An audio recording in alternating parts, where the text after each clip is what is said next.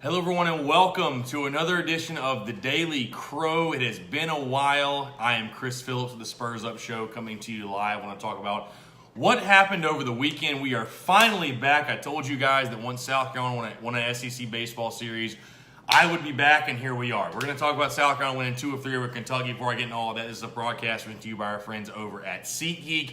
If you haven't done so, be sure to go download the SeatGeek app, use the promo code SPURSUP, save $10 off your first purchase. No matter what you're getting tickets to, I know you guys have heard me talk about them all the time, but they're the best ticket buying app by far. The only one that I use, and the only one I would recommend, whether you're going to NHL, NBA, NFL, South Carolina Gamecocks, sporting events, concerts, comedy club events, you name it, anything and everything that you need tickets to, please be sure to go download SeatGeek, use that promo code SPURSUP, save $10 off your first purchase. They actually rate the tickets for you. They do all the work for you guys. So they'll rate the tickets for you. You know whether you're getting a really, really good deal, whether maybe you're paying a little bit too much for what you're getting. You know that with SeatGeek. You know everything you need to know before you click the buy button. So again, go download SeatGeek, use the promo code SPURSUP, save $10 off of your first purchase. All right, we finally won an SEC series. It finally happened. We finally did it. South Carolina, 9 weeks in, they win an SEC series, take 2 of 3 of Kentucky. Unfortunately, don't get the sweep, but again, win 2 of 3. We'll take what we can get. Let's start with the TSUS Series MVP. Again, I talked about before. I told you guys last time, I believe I'd be back when South Carolina won an SEC series because was trying to kind of do some sort of reverse jinx, if you will. And I guess 3 weeks later, it finally worked out. TSUS Series MVP, though, Brett Carey, easy selection. SEC Freshman of the Week, had 2 saves on the weekend in both wins, 4 innings pitched. 1 hit, 6 strikeouts. Kid was absolutely phenomenal. Stuff was great. Location was great. Overall, guy, you have to be really, really excited about if you're a South Carolina fan. Not just obviously what he's done this year, but moving into the future. You have to be very, very excited about what Brett Carey has done. Obviously, is the easy choice for the TSUS Series MVP. A little bit of what went right, what went wrong for South Carolina, what went right. Simply the young guys contributing. And it's kind of funny. Talked about this on the podcast that came out today, but on a weekend that was centered around the seniors, it being senior day on Saturday, I thought the young guys were really the story this weekend. In a season that's been really tough for everyone as far as wins and losses are concerned, I think you can take a lot of positives away from what you've seen from these younger guys. The freshmen on Friday night, you think of the starters, or just think of the pitchers. Cam Tringali starts the game, was phenomenal. Didn't have his best stuff, I would say, but was solid through 5 2/3 innings. Dylan Harley looked fantastic through 3 innings pitch. And obviously, Brett Carey getting the save was phenomenal as well. I thought Brady Allen as well was great at the plate. Andrew Eister, Wes Clark, I'm going to get to in just a little bit more in detail. But I thought overall what went right for South Carolina was the young guys contributing and stepping up. And I think as a South Carolina fan, you have to be very, very encouraged for the future by what you saw from those guys. What went wrong for South Carolina? Obviously, only losing 1 game this weekend simply was, I think, the lack of pitching depth. And South Carolina, with all due credit to the Gamecocks and giving them some slack, you were facing on Sunday one of the best pitchers in the country. I forget his name. His name is slipping my mind right now, but I think Zach Thompson's his name, actually. Projected right now the number 14 pick overall to the Philadelphia Phillies, a guy that's pretty damn good. So you don't want to hold it too harshly on South Carolina, but overall I thought, lack of pitching depth just a little bit. Danny Lloyd got roughed up a little bit on Sunday overall, and it's just hard to beat the best arm, one of the best arms in the country on Sunday overall. But the key takeaways, thank God, the monkey is finally off the back for South Carolina baseball because, listen, as bad as this season has been, the one thing you don't want to have happen is South Carolina go through the entire season and not win an SEC series. That was just something I cringed thinking about, I worried thinking about, and South Carolina able to break through. I know it's Kentucky. I know they're not very good as well. I don't want to get carried away with South Carolina baseball's back because they took 2 of 3 from Kentucky, but just to get the monkey off the back, so happy for the guys in the locker room, for Mark Kingston, for those guys just to have some positive vibes, some positive feelings in the locker room as well. It's funny, simple question. Where would South Carolina be without Brett Carey this season?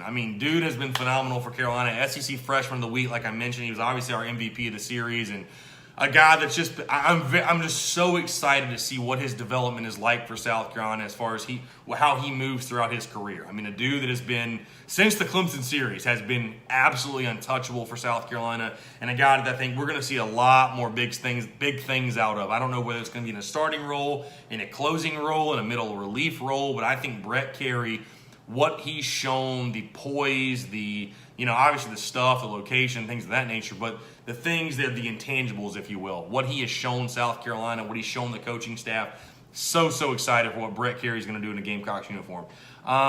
Like I talked about a little bit earlier, one of my biggest takeaways is the signs of encouragement from the young guys. Again, there hasn't been a lot of positives to take away from this season. Obviously, the record is what it is. I think South Carolina right now is 26-25, 7-20 in the SEC now.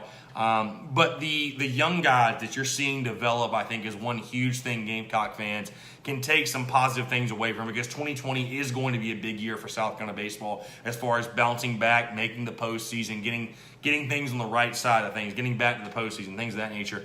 Brady Allen, 4 RBIs in the weekend, I think is a guy that continues to develop as a hitter, a guy that I think will be one of the best Gamecock hitters in South Carolina's lineup next season.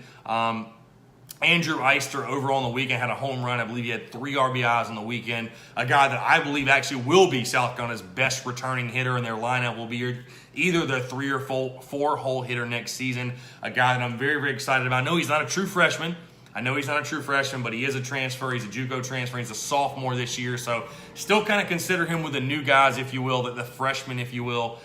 Very excited for what Andrew Eister is going to do in his Gamecock future. Wes Clark, another guy I wanted to highlight. He had 3 RBIs in the weekend. A guy that, Luke Berryhill's been phenomenal behind the plate, but he does need some help back there. I mean, it's kind of crazy that South Carolina has asked Luke Berryhill to catch every single game this season, especially what a lot of people don't know is he suffered an injury early in the season with a shoulder, separated his shoulder in the, I forget what series it was, before Clemson though. But overall, Wes Clark being able to come in, hitting the DH spot, be able to produce the way he did as a true freshman is big for South Carolina. And then Jonah Beeman, a guy that I want to highlight as well that has been phenomenal at second base. Listen, I know second base is Noah Campbell's. He's obviously had his struggles, but either way, Noah Campbell, that's his spot. But Jonah Beeman, what he's been able to do defensively, I think he's a great defensive replacement. A guy that will give you some tough at-bats as well, but a guy building depth at that position and just building depth on this baseball team as well is big. Lastly, the freshmen that I mentioned earlier, Tringali, Carey, and Dylan Harley on Friday night, and I think all throughout the weekend, Brett Carey as well. But, very, very excited for what Cam Tringali is going to do for South Carolina. Obviously, a guy that wasn't very highly regarded, but a dude that has a ton of talent, has a great work ethic, and a guy that's really showing on the field. And then Dylan Harley is someone that I've preached and talked about many, many times that I still really believe in. I think he's going to be a big-time pitcher at South Carolina. I think it's simply with him, he has the stuff. He's had his freshman moments, if you will. He's been roughed up a lot, but I think a guy like Dylan Harley being able to get more experience, I think if South Carolina can make the SEC tournament, getting him some innings there, I think is big and will be big for Dylan Harley. And I fully expect him to be a weekend starter or a starter in some capacity for South Carolina moving forward. I expect him to have a very, very bright future in Carolina.